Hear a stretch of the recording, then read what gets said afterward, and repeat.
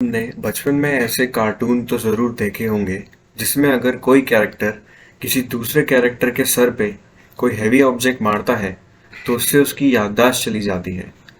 हम सब जब कोई व्हीकल चलाते हैं, किसी कंस्ट्रक्शन साइट पर काम करते हैं या फिर कोई एडवेंचरस स्पोर्ट्स खेलते हैं, तब हमें ये ज़रूर रेकमेंड किया जाता है कि हम हेलमेट पहने ताकि वो हमारे ब्रेन को प्रोटेक्ट करे, क्योंकि वो एक काफ़ी सेंसिटिव पार्ट होता है। पर अगर मैं ये कहूँ कि अगर किसी के हेड के कोई स्पेसिफिक पार्ट पे कोई चीज़ मारी जाए और उससे उससे अंदर की कोई एक्स्ट्राऑर्डिनरी स्किल, कोई टैलेंट निकल के बाहर आ जाए, तो क्या? सुनने में बात काफ़ी अजीब लगती है, पर ये पॉसिबल है। पर अगर पॉसिबल है तो कैसे, वो सब जानेंगे इस वीडियो में। ये बात है जेसन पेटगेट की, जो टाकोमा वाशिंगटन में रहते थे। जेसन एक फूटॉन स्टोर के मैनेजर थे जो अपनी लाइफ को उसके फुलेस्ट पे एंजॉय कर रहे थे। बट 13 सितंबर 2002 उनकी लाइफ का एक बहुत बड़ा टर्निंग पॉइंट था। उस रात को वो एक बार में गए जहाँ पे उन्होंने कैरियोके पर गाना गाया और उसके बाद कोक पी। ये सब करने के बाद जब जेसन घर लौट रहे थे तो दो लोग उनका पीछा करने लगे। वो दो लोग कौन थे वो जेसन नहीं जानते थे, और कुछ समय बाद उन लोगों ने उन्हें मारना शुरू कर दिया।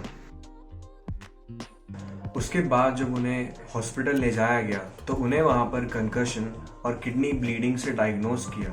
उसी रात उनका ट्रीटमेंट हुआ और दूसरे दिन ही उन्हें घर भेज दिया गया। दूसरे ही दिन उनकी लाइफ पूरी तरीके से चेंज हो गई। उन्हें OCD यानी कि ऑब्सेसिव कंपल्सिव डिसऑर्डर की प्रॉब्लम हो गई, जिसमें किसी इंसान को एक ही एक्टिविटी को बार बार करने का मन करता है। और उसी तरह जेसन को अपने हाथों को बार बार धुलने का और अपने आसपास की चीज़ों को साफ करने की बहुत अर्ज स्टार्ट हो।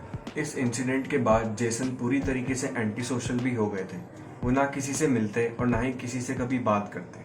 तो इसी सब के साथ जेसन को एक नई चीज़ मिली, और वो थी इस पूरे यूनिवर्स को देखने का एक नया नज़रिया। और मैथमेटिकली कहूँ तो पूरे यूनिवर्स को पाई की टर्म्स में देखने का एक नया नज़र। जेसन अपने फ्री टाइम में सर्कल्स ड्रॉ करने लगे और उनमें सब डिवीजन करके उसमें अलग अलग पैटर्न्स को ड्रॉ करने लगे। उन्हें इन सब चीज़ों में बहुत मज़ा भी आने लगा, मानो कि उनके लिए कोई खेल हो। और ये ही नहीं, जेसन ने उस एज में कॉलेज वापस ज्वाइन किया जहाँ पर वो मैथ सीखते। अपने OCD के चलते हुए जेसन अपने साथ वाइप्स लेकर जाते थे ताकि वो अपने आसपास की चीज़ें साफ कर।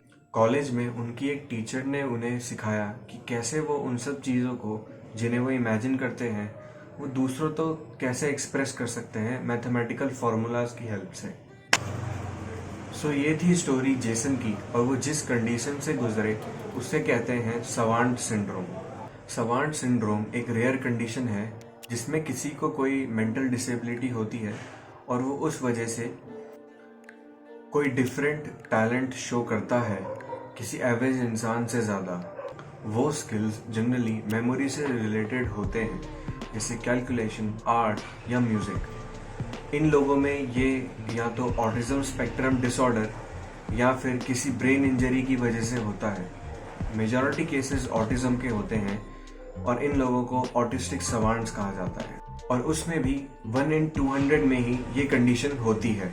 ऑटिस्टिक सवांट्स के एग्जाम्पल हैं डैनियल टेमेंट, जो कि एक पॉलीग्लॉट है, डेरिक पराविंसी, जो कि एक चाइल्ड प्रोडिजी थे, किम पीक, जो एक मेमोरी एक्सपर्ट थे।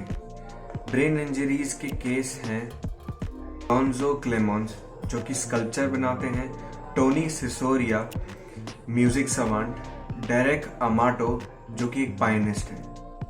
इसका साइकोलॉजिकल एक्सप्लेनेशन ये है कि एक बड़े फेमस साइकोलॉजिस्ट थे जिनका नाम है कार्ल यंग।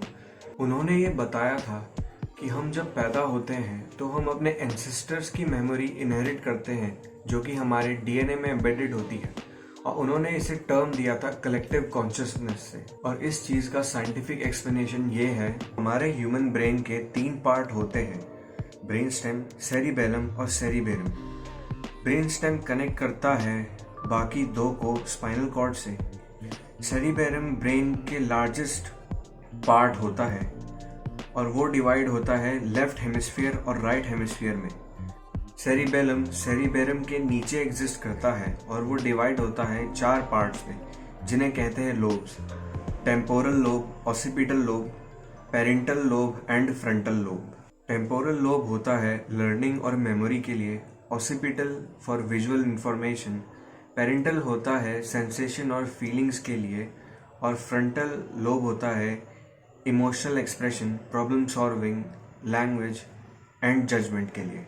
जिन लोगों में ये कंडीशन थी, चाहे वो ऑटिज्म की वजह से हो या फिर किसी ब्रेन इंजरी से, उन सब में चेंजेस थे ब्रेन के फ्रंटल और टेम्पोरल लोब में, जो कि इन्वॉल्व होते हैं जजमेंट और पर्सनालिटी के लिए।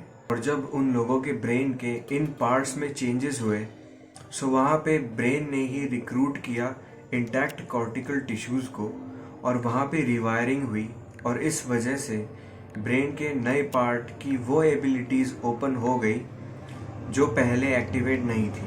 सो अगर हम इस सिंड्रोम के कंक्लूजन की बात करें तो ये कहना सही नहीं होगा कि इन लोगों को ऐसी प्रॉब्लम की वजह से कुछ एडवांटेजेस मिल जाती हैं और वो प्रोडिजी बन जाते हैं, बल्कि इस चीज़ का कोई एक दूसरा साइड भी है कि इन लोगों को फ्रीक्वेंट माइग्रेन्स और इंटरनल ब्रेन ब्लीडिंग भी हुई है, जिस वजह से इनकी लाइफ में बड़ी बड़ी प्रॉब्लम्स आ जाती हैं।